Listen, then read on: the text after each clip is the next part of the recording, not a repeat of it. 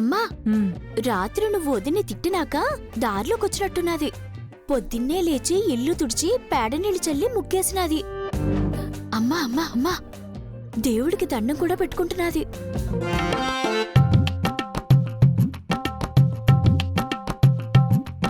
ఇది కళా నిజమా? అయితే నిజమే. అబ్బా,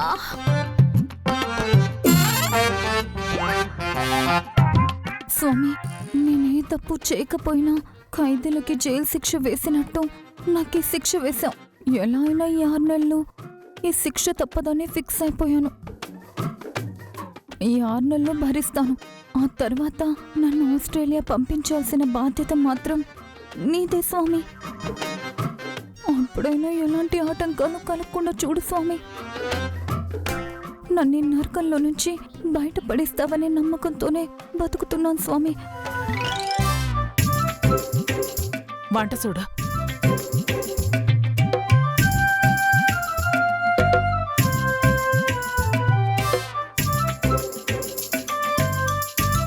స్వామి, సింధుజాక్షికి ఈ ఊరు, ఈ ఇల్లు, మేము ఎందుకు నచ్చట్లేదో తెలియట్లేదు. కానీ మాకు మాత్రం సింధుజాక్షి అంటే చాలా ఇష్టం. చిన్నప్పటి నుంచి సింధుజాక్షి గురించి మీతో ఎన్నోసార్లు చెప్పుకున్నాను. సింధుజాక్షితో పెళ్ళి అనగానే మీరున్నారని గట్టిగా నమ్మాను. అంతలోనే సింధుజాక్షి దూరం అవడానికి సిద్ధమైపోయింది.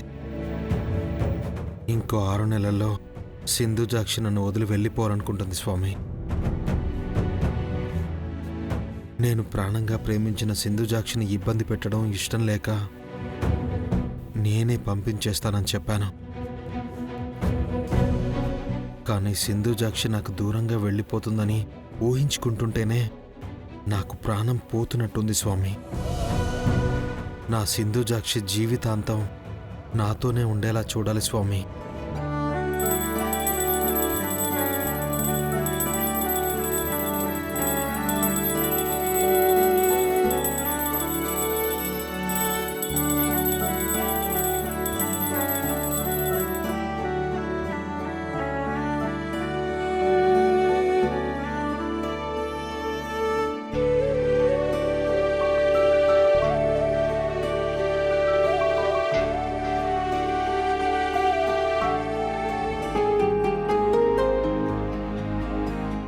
అయ్యా గజపతి గారు, ఇప్పుడే మీ మనవడు గారు భార్యనెత్తుకుని గర్భగుడి దగ్గరికి చేరుకున్నారు.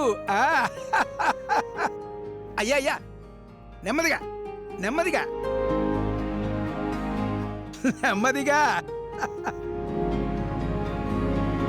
నాయనా, ఈ కుంకుమ తీసుకుని నీ భార్య నుదుటన పెట్టు నాయనా. నేనా? నువ్వే బాబు, తన భర్తవి నువ్వే కదా, నువ్వే పెట్టు. నేను పెట్టను. గజపతి గారు దారిలోకి వచ్చాడు.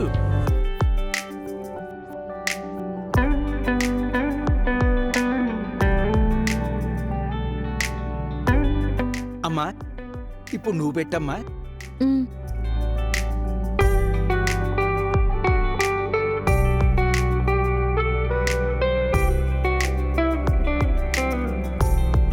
పంతులు గారు, నిజంగా కోరుకున్నవన్నీ నెరవేరుతాయా? నీ కోరికలో న్యాయం ఉంటే అప్పుడు నెరవేరుతుంది బాబు. మీరు కోరికలను మనసులో కోరుకుని ముందు ప్రదక్షిణాలు చేసిరండి.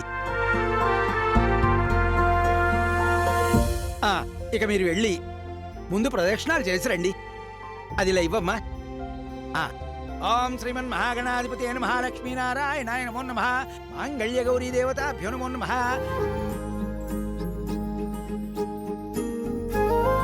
స్వామి, అనుకోకుండా మొదలైన మా ప్రయాణంలో ఎట్లాంటి ఆటంకాలు ఎదురవ్వకుండా ముందుకు సాగిపోయేలా నువ్వే చూడు స్వామి. ఎర్ర బస్సుతో ప్రయాణం నా వల్ల కాదు. ఎంత వీలైతే అంత తొందరగా ఎర్ర బస్సు నా నుంచి దూరం చేయి స్వామి. మా ఇద్దరి జీవితాలు చూసి పెద్దయ్య గర్వపడాలి. ఆయన తీసుకున్న నిర్ణయం తప్పుడు నిర్ణయం అని ఆయనకి అనిపించకూడదు. తాతయ్య తొందరపడి తీసుకున్న డెసిషన్ చాలా పెద్ద తప్పుడు డెసిషన్ అని తాతయ్యకి అర్థం అవ్వాలి. అర్థమయ్యేలా నువ్వే చెయ్యాలి. ఇంకెవ్వరి విషయంలోనూ తాతయ్య ఇలాంటి నిర్ణయాలు తీసుకునే ధైర్యం చేయకూడదు స్వామి. నాను సంతోషంగా ఉండడం చూసి మా నాన్న, మా అమ్మ, మా చెల్లి, మా తమ్ముడు, మా గౌరీ, మా ఊళ్ళో వాళ్ళు, పిల్లలు అందరూ సంతోషపడాలా. నాకు నా సంతోషం కన్నా వాళ్ళ సంతోషమే ముఖ్యం. నాకు నా హ్యాపీనెస్ కన్నా మా అక్క హ్యాపీనెస్సే ఇంపార్టెంట్ స్వామి. నా లైఫ్లో ఈ ఎర్ర బస్ ఉండడం నాకే కాదు, మా అక్కకి, మా అత్తయ్యకి, ఇంకా మా తమ్ముడికి, నా చెల్లికి కూడా ఎవ్వరికీ ఇష్టం లేదు. కాబట్టి వీలైనంత తొందరగా ఈ ఎర్ర బస్సుని వాళ్ళ ఊరికి పంపించే స్వామి. నువ్వు తలుసుకుంటే ఏదైనా చేయగలవు స్వామి. వీలైనంత తొందరగా మధుబాబు మనసు మార్చి అందరితో పాటు నాతో కూడా సంతోషంగా ఉండేలా చూడు స్వామి.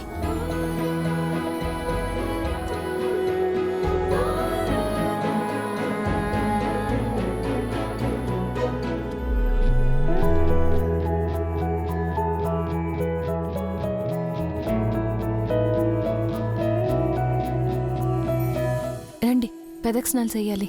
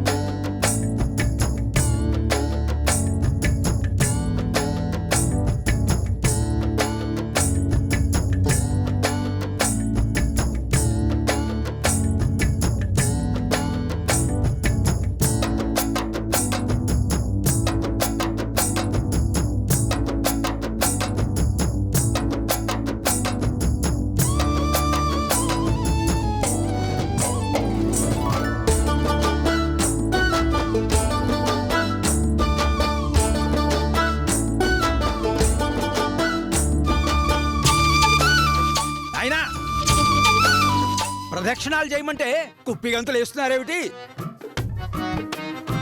మిమ్మల్ని ఇలా కాదు, ఉండండి. అమ్మా, నువ్వు ఇలా నీ భర్త ముందుకు వచ్చి నించో. రా, దీన్ని ఇలా పట్టుకు నించో.